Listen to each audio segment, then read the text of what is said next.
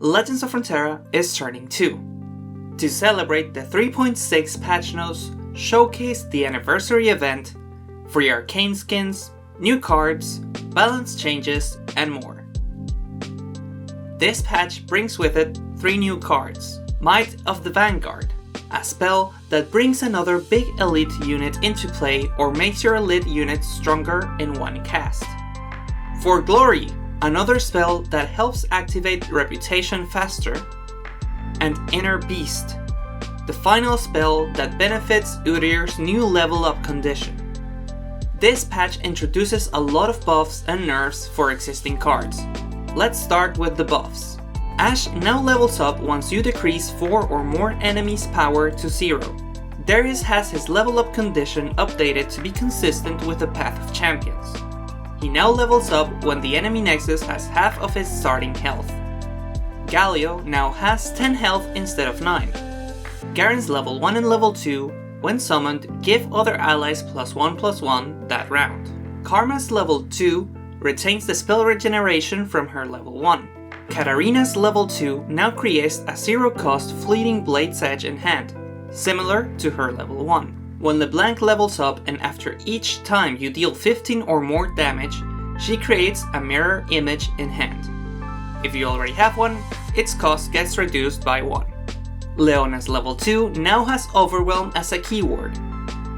Yasuo players rejoice. When played, Malphite now stuns an enemy. Nasus gets back his Fearsome keyword on his level 1.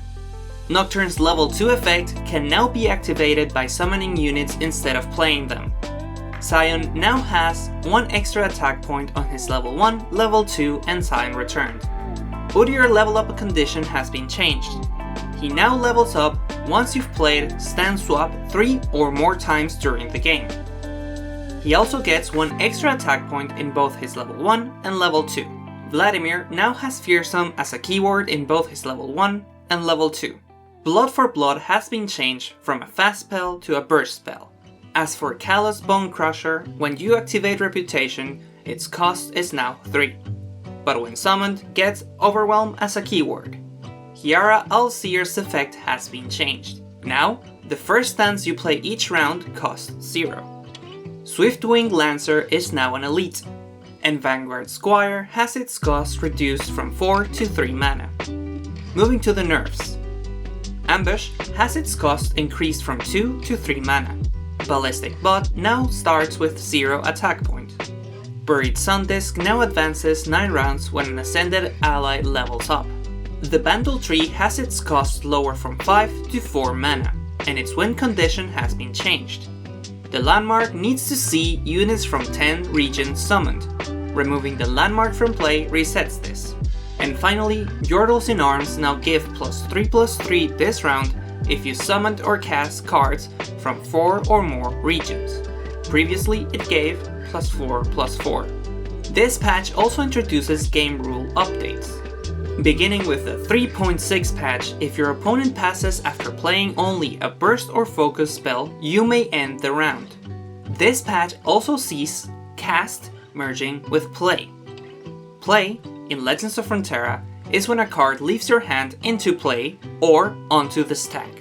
With this patch, cast cards have been adjusted to activate when you play a card, and targeting now activates when you play a card. These changes affect 61 cards, from text to timing changes. The patch notes state that the changes will be noticeable when playing the game. The goal is to make gameplay more intuitive from the start. The developers are going to keep a close eye on feedback, so let them know your thoughts on the changes once the patch goes live. Following the UX updates from the 3.4 patch, 5 new visual updates will be implemented. These changes are: Stack Clarity. The board visuals aim to clarify if there are unresolved actions and which player started a stack. Attacker and blocker indicators. Units that can attack or block get a sword and shield icons respectively. Turn gems and button naming. The blue button stacks has been relabeled to consistently name what is happening. 2 gems have been added to the button to indicate the turn status. Once both gems are lit, actions will be resolved or the round ends. Attacker chevrons. Attackers have a red pointy indicator if they're going to hit the opponent's nexus. And the last update is the clearer ghost blockers. Ghost blockers now appear under the blocker as soon as it is placed, to make clear that the attack is still blocked even if the blocker is removed. We're also getting the 2nd anniversary login event. From the release of patch 3.6 to May 11th at 11 AM Pacific time, you can log in to receive exclusive anniversary rewards, including the Arcane Vice skin,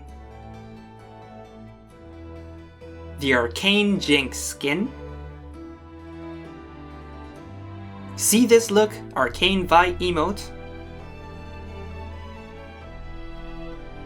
the Turning 2 icon and card back, and the City of Progress icon.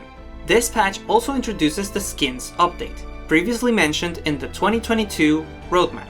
Based on the feedback and following the 2022 skin trend, Epic tier skins will be receiving a custom champion spell card art.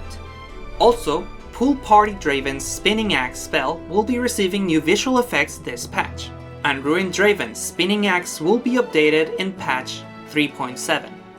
The affected skin spells are Battle Academia Lux's Prismatic Barrier, Cosmic Zephyr Yasuo's Still Tempest, Darkstar Zed's Shadow Shift, Gilded Vice Vault Breaker, Pool Party Talia's Stone Weaving, Santa Brom's Take Heart, Sentinel Aurelia's Vanguard's Edge, Worldbreaker Trundle's Icequake, and the previously mentioned Ruined Draven's and Pool Party Draven's Spinning Axe. And as always, the Bugfixes. If you want to learn how to get every single card in Legends of Runeterra for free, click the video on screen. Thank you so much for watching, don't forget to leave a like and subscribe for everything Runeterra, and remember to be kind to one another.